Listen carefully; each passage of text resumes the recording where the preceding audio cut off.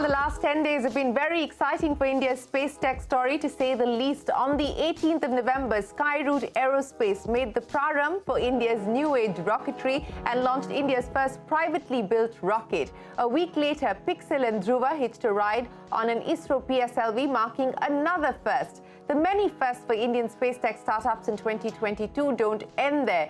Excited to take off soon, a few days ago, Agnikul set up India's first private rocket launch pad and mission control.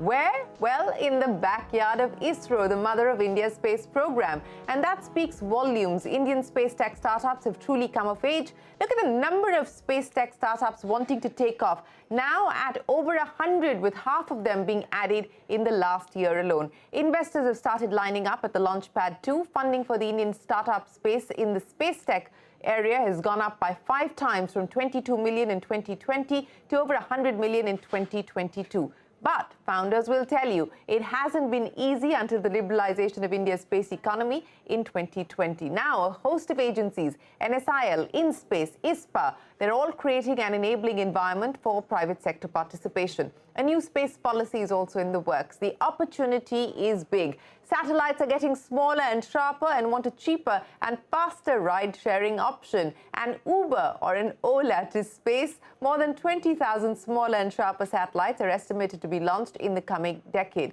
At least 100 countries don't have a satellite of their own. To tap this space, pun intended, Indian space tech startups took the giant leap in 2022, and 2023 is going to be equally monumental as many look to start commercial operations. Hello and welcome to Young Turks, India's longest-running show on startups and entrepreneurship. I'm Shereen Bhan, and with me today is a group of entrepreneurs who are reaching out for the stars, quite literally. Joining me now, Pawan Kumar Chandana, the co-founder of Skyroot Aerospace, and Moin SPM, the co-founder of Agnikul Cosmos. Also with us on the show, Awais Ahmed, founder and CEO of Pixel, and Chaitanya Dora, the co-founder and CFO of Dhruva Space. Gentlemen, appreciate you joining us here on the show. What an exciting time it is for Indian space tech startups. Pawan, let me start by asking you about your story and the journey to building India's first privately launched rocket. And congratulations to you and your team at Skyroot. Pawan, you know, many would not believe that you started only in 2018, that's when the Skyroot journey of taking this aspiration and making it a reality began. And here we are in 2022, and you've actually been able to launch India's first privately built rocket, Vikram, in November. Pawan, take us through this journey. It's a wonderful journey, Shereen. In fact, in 2018, when we started off, there was no policy. And people said they would never raise enough capital to build and launch rockets. And in fact, we never knew when the policy will come, whether we'll get capital, whether there's technical competence, we could build a team which could, build rockets and launch to space. However, I think there it is, 4 years, great journey. And the policy has opened up a couple of years ago. We were able to raise capital, to get here. And we formed the team which could build India's first privately built rocket and launch it to space. It's been a phenomenal journey, a lot of ups and downs, but of course, a very memorable journey altogether. Everything, all pieces coming together at the right time, in the right place, and then launching to space. It's been a phenomenal journey overall. Oh, it clearly has been a phenomenal journey. I mean, who would have thought that just in a couple of years you would actually be able to launch the first privately built rocket? But Pawan, I just want to understand from you, you talked about the many ups and downs, and I would imagine that that's par for course for any founder looking at starting up. But specifically as far as the space tech journey is concerned, and in the context of the kind of partnership, collaboration and support that's come in specifically from ISRO, has capital been the most significant constraint, and has that scenario changed significantly now that today this is a reality?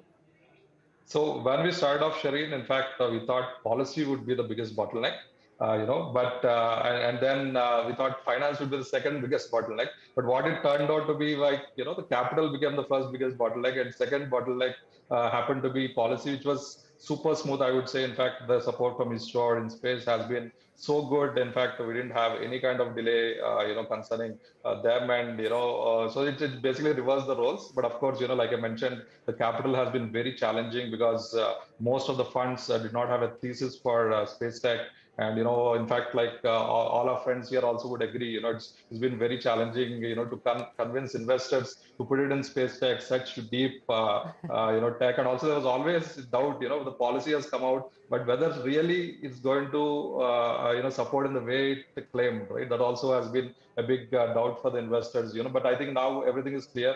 The policy has been supporting very well, and overall it turned out to be good, even though it's been a challenging journey. Yeah.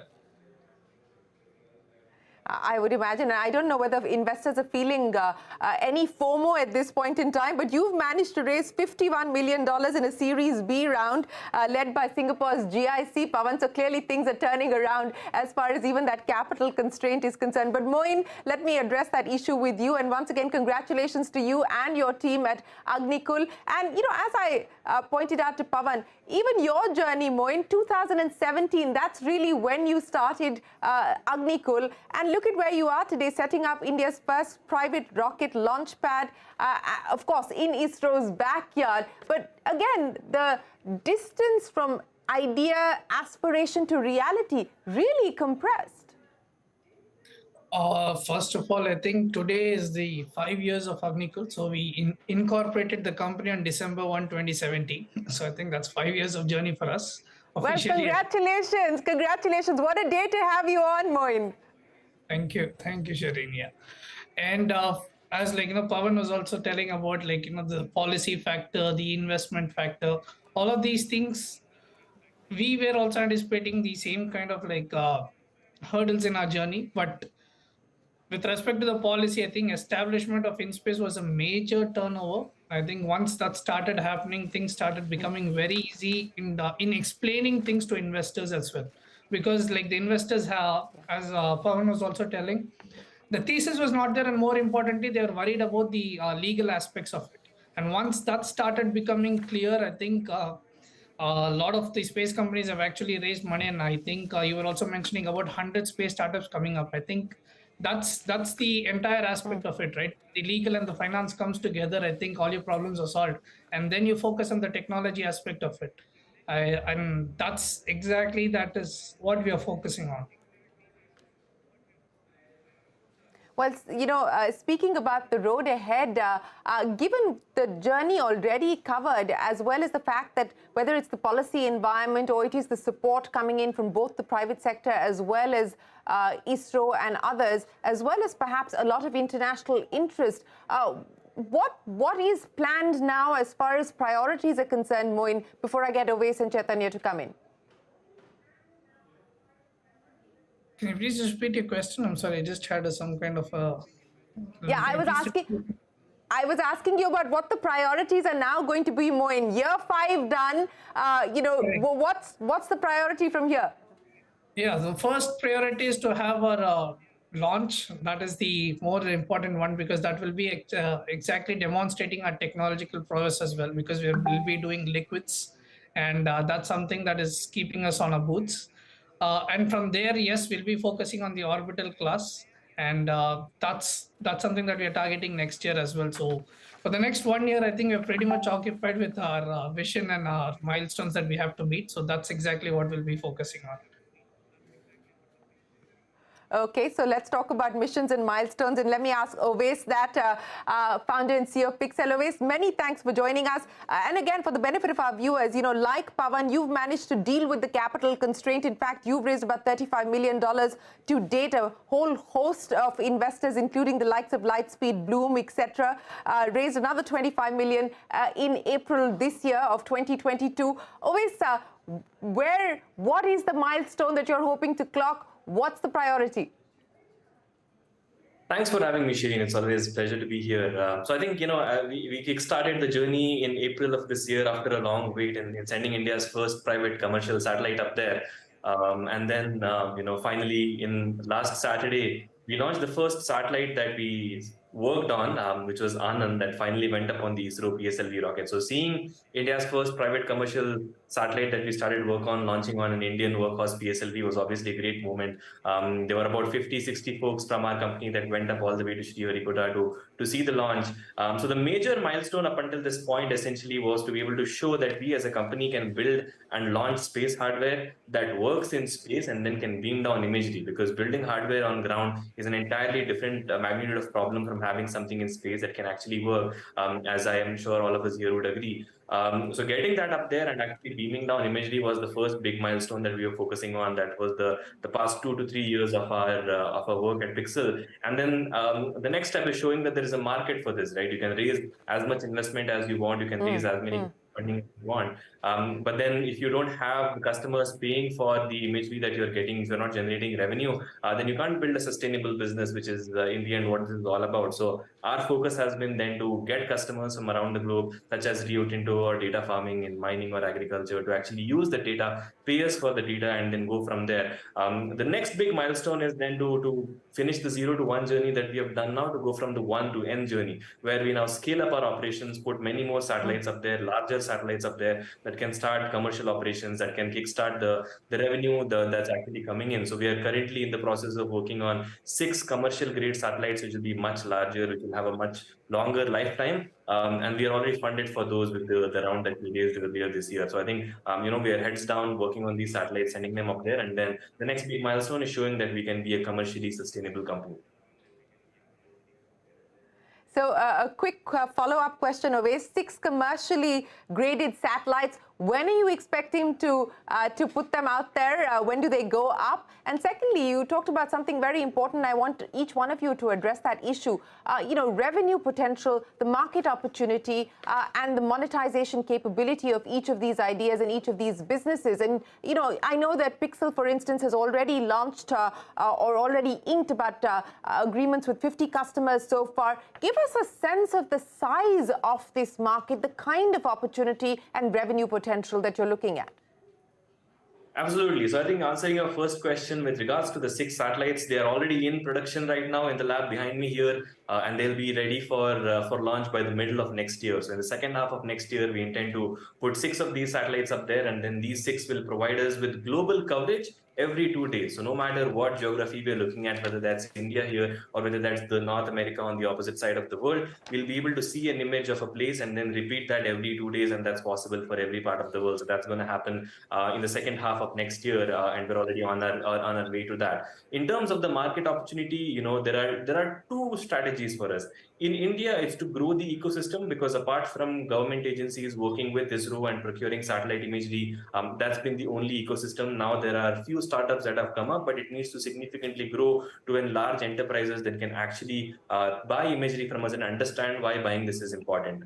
As of now, out of the 60 to 70 customers that we have globally, 90% of them come from North America and Europe. The total market size for Earth observation today in the world is about $5 billion on just the data sales, and then an additional $10 billion on the analytics that you can layer on top of that, right? And all of this is right now taken up by companies predominantly in North America and a few in Europe. The plan is that in the next 5 years, we become one of those players, starting out from India, building for the world, that will be able to do this. Most of our contracts will end up being many multi-year, multi-million-dollar contracts with subscription level data sets that we'll be able to provide them. So I think that's the market opportunity. It's big. So the second strategy is just focusing on where the market is and ensuring that the revenue comes in, while at the same time we grow the ecosystem here in the country so that it becomes self-sustaining as well. So that's the answers to those, Shereen.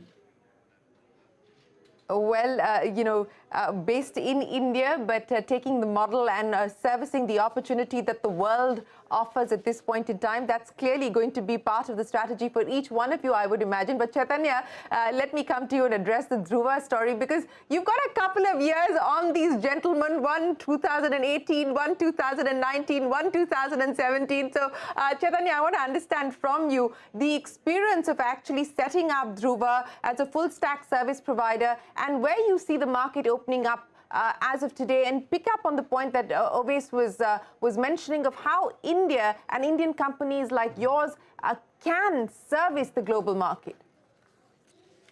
Yeah, I think technically we have about 5 years on any one of them, considering we started off in 2012.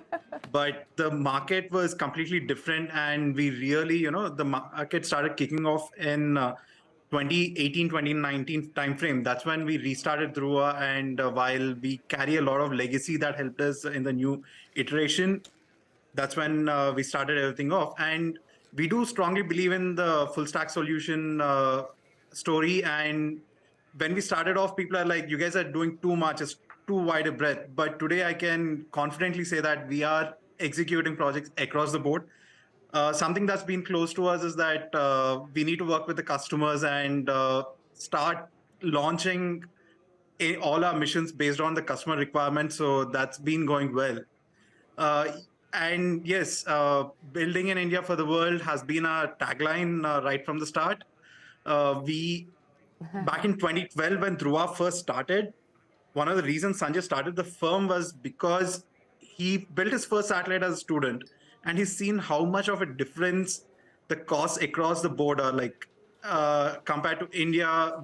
He's built his satellites in Europe, he's built in Singapore, etc. So he's like, it's 1:5 ratio at least on most of the systems. So, and we're a billion people out here in the country, and that's where the whole story started.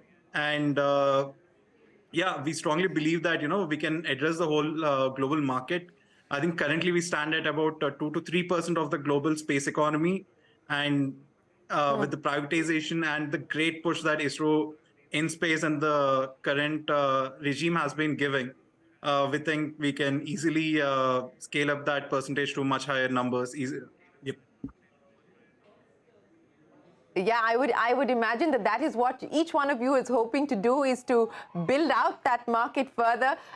We're celebrating 5 years of Agnikul, we're celebrating 10 years of Dhruva. So what a fabulous show this is, gentlemen. But Chaitanya, I want to understand from you, we were talking about milestones, future milestones that you hope to clock, as well as the areas that you intend to focus on. So take me through what we can now expect as far as Dhruva is concerned in the next few years. So going down the line, satellite manufacturing and of course ground stations along with it has been a core interest. So we've demonstrated our smallest class satellite, the PDOT that I have over here. But going down the line, we are looking at larger satellites, the 30 kg class and 100 kilo class satellites that we are developing and hope to put it in the orbit. We already have good interest from the customers, so we are looking at working with them and launching these satellites into space, hopefully in the next couple of years. Okay, that's and good also to hear. going down the line, what I want to now address is sure. Go ahead.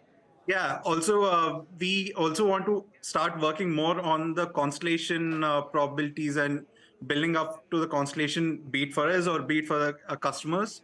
So that's something else that's in the pipeline now.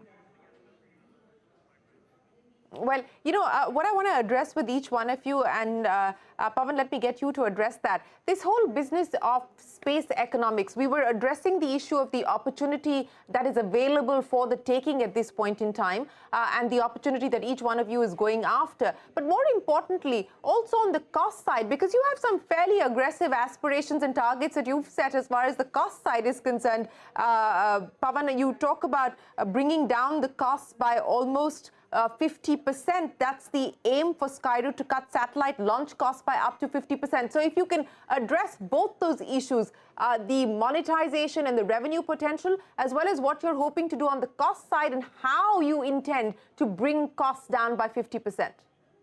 Yeah, so firstly, in fact, like even Chaitanya mentioned, right, so the global space economy is close to $400 billion, but India's share is less than 2%. And in specifically for launch, which, Skyroot offers, it's less than even 1% of the global market. So there's ample opportunity, even though India is like one of the top 5 spacefaring nations, the global share, the global pie is pretty small. That's where the new reforms will open up, to a larger pie, once all the companies get operational in the next few years. So space launch per se, today it's around $10 billion market. It's set to grow to a $50 billion market soon. And then, with us, we want to innovate to a level where we can slash down the cost by 50%. It can be done. In fact, India has one big advantage. It is like by default there is a good cost advantage. In fact, the kind of advantage we get in the IT sector, similar we also get something in the high tech sector like space as well. With the 60 years of great infrastructure built in the country, with the kind of expertise built in the country, the ecosystem built in the country over the 60 years. I think building on top of that, I think there's a cost is a default to that, but of course, you cannot go beyond a level without a next level of innovation coming into the picture. So that's where we want to build vehicles which are more optimum, which are which can put more payload to space at very low cost. By using new materials, like for example, the entire rocket which we're building is mostly built with carbon fiber, which is one of the lightest materials in the aerospace sector. Et cetera, et cetera. We use a lot of 3D printing to build the components and engines. So using the advanced technologies and by the inherent advantage of operating out of India, I think we want to slash down cost to a significant level. Okay, let me get Moin to come in on that as well. Moin, just to pick up on what we heard there from Pawan on being able to address the cost issue and bring down costs quite significantly. And the other aspiration that Pawan spoke of was that, make companies like yours the sort of Uber or Ola in space, where it's as easy as booking a cab to send a rocket up. Moin, is it going to really be as simple as that, or are we overestimating the ease as well as the potential? Got it. So it's a twofold question. So let me answer the first part of it. Being Indians, I think the first factor that we all focus is like reducing the cost, being more affordable for any customer that we could be. So that's the first aspect that we have. Yes, obviously in this course we have also been thinking about how to reduce the price. In this aspect, we figured out providing flexibility to the customers. For example, we have the ability to reduce the number of engines depending upon the payload that we'll be carrying. So all of these advantages come into play just with respect to reduce the cost of the vehicle so that we can actually provide a better cost competition to the customers that we'll be having. So that's the first cost perspective that any company will be focusing on. The second aspect of it, as you were mentioning about is it really going to be Ola or Uber? Rocket science is one aspect where something works, it will work. You don't need to change anything. So if you figured out that part, it is our understanding that it is going to exactly be the Ola or the Uber. So even if somebody asks what is your business model, it's just transportation business. Point A being ground and point B being space. So whether you call it as Ola, Uber, or Agnikul or Skyroad, that's exactly how it is going to be. So I think that is how we should be looking at things. Well, you make rocket science look very easy, gentlemen, and I don't know if that is the case. So, I'm certainly inspired by your confidence. But before I get Awais in, Moin, December is going to be a big month for Agnikul with the Agniban. Yes, I think we'll have a launch in the month of December. Yes, I think it's officially started. So yeah, this month we can expect a launch from us. Fingers crossed. Yeah. Okay, so the countdown has quite literally begun. Do you want to leave us with a date? I think we have to figure it out through the InSpace and ISRO. So we'll go through those particular channels, and then I think we'll get you to the date as well. Well, we look to having you back with us as and when you meet that date with the date. But Awais, let's address the economics issue with you, because that was the one that you had sort of brought up. And in terms of the kind of visibility and the kind of response that you are starting to see from clients, investors, as you pointed out, now believe in this story because they actually have something to go by. But what's the kind of response that you're also seeing coming in from clients, as well as the niches that are opening up in terms of the addressable markets?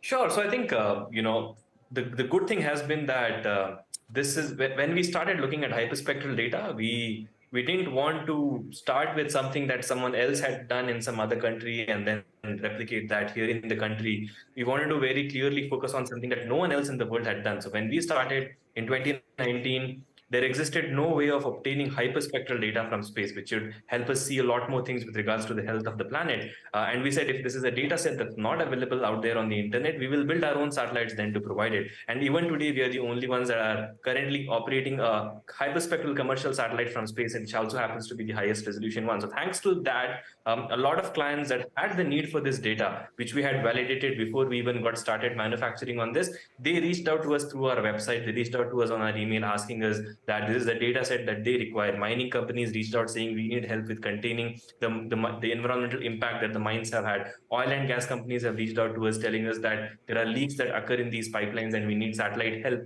to be able to see where those leaks are occurring and when they are occurring. Agricultural companies are coming to us to get a sense of how healthy the crops are or the soil is or what nutrients are missing from there. So I think we've been lucky that way that we managed to focus on a technology that was missing globally, and we decided that we would build it for the first time, and then clients are coming there. Of course, there's another aspect to that where our own team continuously reaches out to clients around the globe to be able to say, here's hyperspectral data, here's how it can help make your operations more efficient or save you more money, and then we move ahead from there. So as I said, about 60 customers already signed on, out of which 90% are abroad India.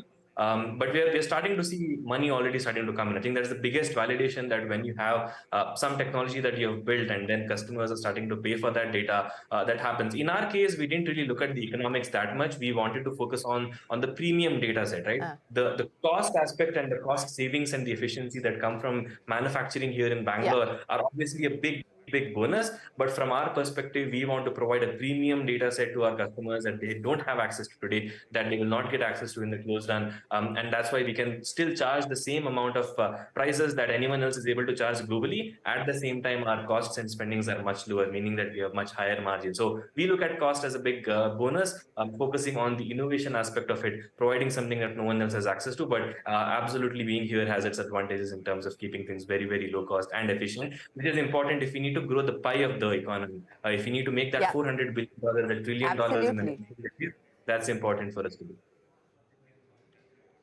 Yes, and each of you are going to help in growing that pie, so to speak. But Chaitanya, since we talked about the fact that this is of course, a sunrise sector, a nascent sector in India, 100+ startups already in this space. As someone who has a decade-long experience of being in this space, being there and done that, what is it that you would hold out in terms of the checklist on those who are looking at this opportunity?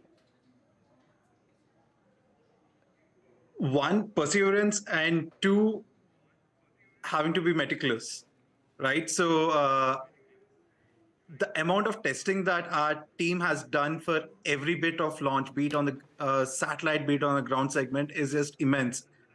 Like, they did not leave anything to chance. So, and typically if something can go wrong, it will go wrong. And once you're in space, you can't really handle it, and it could have repercussions.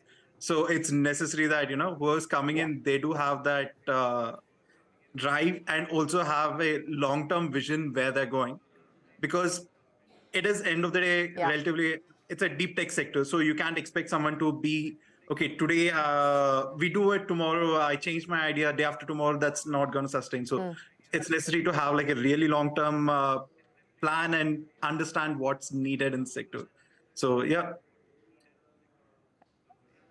Yes, absolutely. Meticulous, consistent, and of course, detail-oriented. That is going to have to be the mindset. Gentlemen, I'm going to end by asking you, so many comparisons, and I think the one that has captured everyone's imagination is the comparison with Musk. Pawan, let me start by asking you, I don't know how many times you've been asked or you've been called the Elon Musk of India and so on and so forth. I mean, when you hear things like that, what does it make you feel, and what is the inspiration today?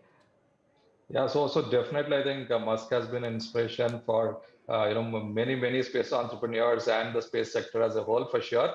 And just because people associate rockets with Musk, we get almost, I'm sure everybody gets asked this question. Anything we do in space, are you with the Elon Musk of India? So this keeps coming a lot. But of course, I think it's time to build our own X or Y or Z from the country. I think with our own independent identity, do our own different way. And of course, getting inspired by stalwarts like Elon. I think Absolutely, yes. So, Awais, go ahead. Yeah, no, I think the inspiration for Pixel came actually when we were at the SpaceX headquarters. Part of the Hyperloop competition, met Musk, shook hands with him, and then in the next 2 days watching the SpaceX factory there, that's when it clicked that if US can build a private company that can compete with governments, why can't India do that? So I think there's a literal connection there in terms of the inspiration for Musk. But as Pawan said, we need to build our own SpaceXs and SpaceWise and other companies as well. And we have them where, we've got 4 right here on this program. So congratulations to each one of you. We wish you the very best of luck and look forward to having you back here as you clock more milestones. Thanks very much for your time. That's a wrap on this very special edition of Young Turks. From all of us here on the show, goodbye. Thanks for watching. Stay tuned.